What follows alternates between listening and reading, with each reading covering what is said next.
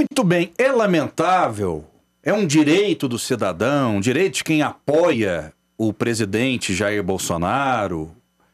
Estão também aí, né, vislumbrando uma outra manifestação contra o presidente por parte de integrantes da esquerda, né, de alguns grupos minoritários. Eles também não têm esse direito, né, até onde chega a liberdade de expressão nessa linha muito tênue entre liberdade de expressão e ataque às instituições. Daniel Santana, sua avaliação sobre isso, envolvendo também Sérgio Reis, né, que teve a sua casa sendo alvo de busca e apreensão pela Polícia Federal. Daniel.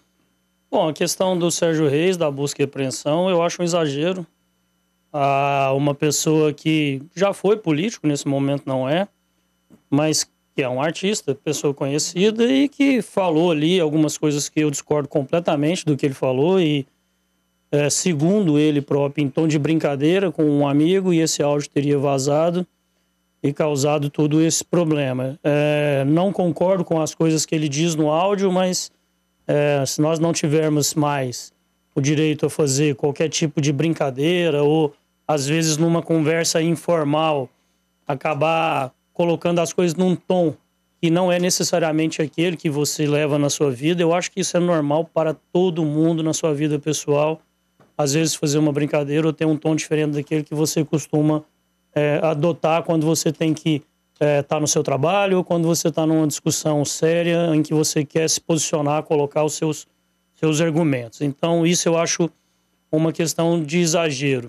Agora, obviamente que o direito à manifestação, seja ela a favor, seja ela contrária, seja ela no dia da independência ou não, ela é livre. E aquele que tem o direito de se manifestar é o cidadão. O cidadão vai se manifestar da melhor maneira, aquela que ele achar coerente. O que, para mim, é mais importante no dia de hoje, nem sei se nós vamos voltar nesse assunto, talvez eu esteja furando a sua pauta aí, Rafael, mas é a reunião dos governadores. Vamos falar sobre isso. Então, deixo para falar no momento.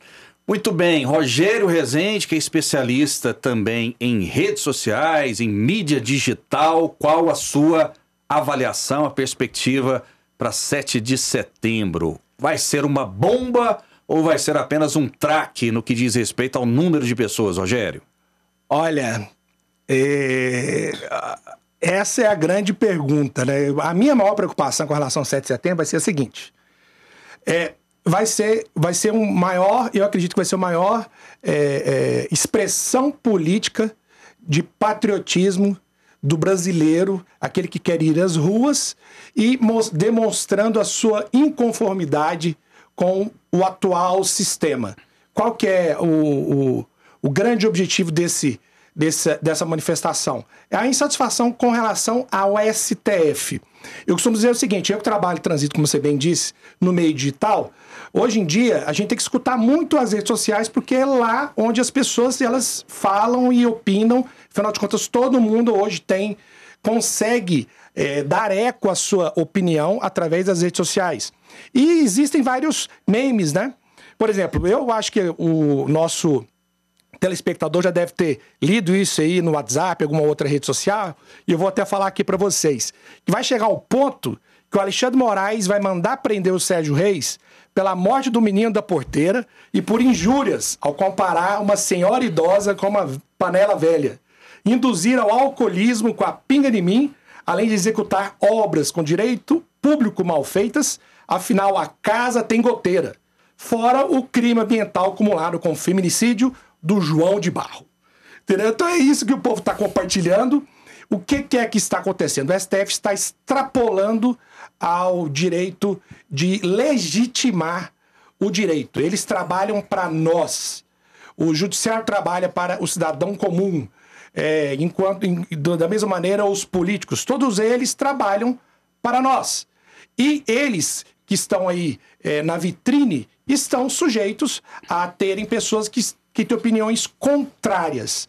E simplesmente mandar prender porque tá dizendo que tem calúnia, etc., isso seria uma palhaçada. É a mesma coisa que querer mandar prender o juiz numa partida de futebol.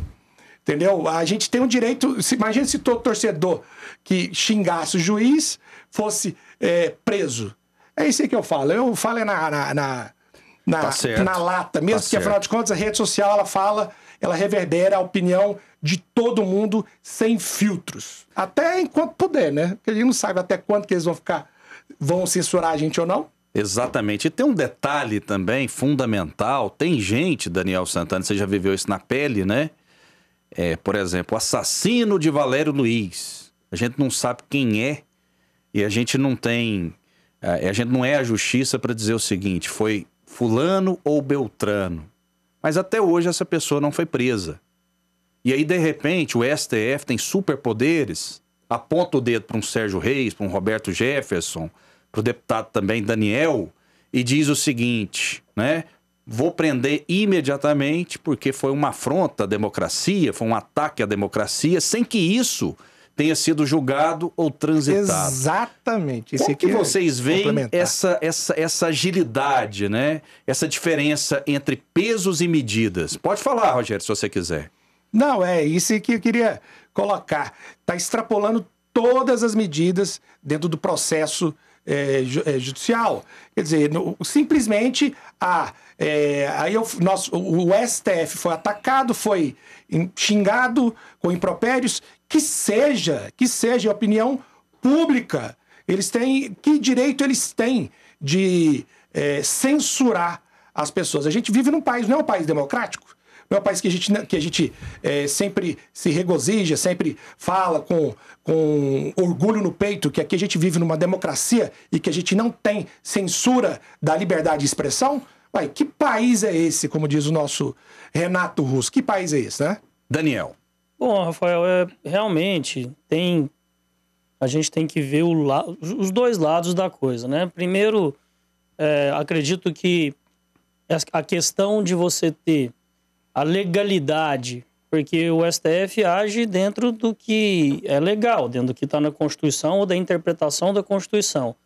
Mas você ter a legalidade de um tribunal que pode investigar, que pode prender, que pode indiciar numa mesma esfera, vai contra tudo aquilo que eu aprendi no sentido que o direito deve ter e que a justiça deve ter na nossa sociedade. Então, sou totalmente contrário a isso. Eu acho que, inclusive, essa escalada autoritária vem muito pelos superpoderes que esses ministros do STF têm.